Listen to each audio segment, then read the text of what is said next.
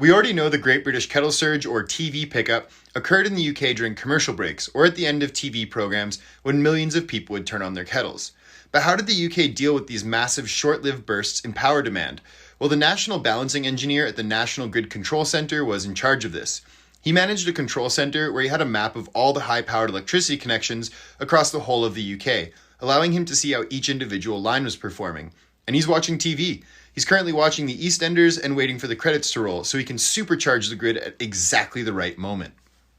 We're expecting a pickup of around about 3 gigawatts, which is 3,000 million watts, or equivalent to 1.5 to 1.75 million kettles going on. So we expect the demand to pick up over a period of about 5 minutes. Once the show ends, he sets to work managing the power grid and turning on large hydroelectric dams to add sudden boosts of power into the grid. The Norwig Power Station in Wales being one of the main sources of hydroelectric power.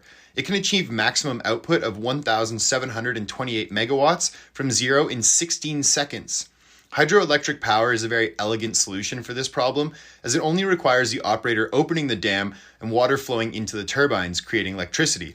And it can be turned off just as fast. The ease of turning on and off hydroelectric dams is what makes them perfect for this application. The operator has a frequency indicator which you must monitor constantly.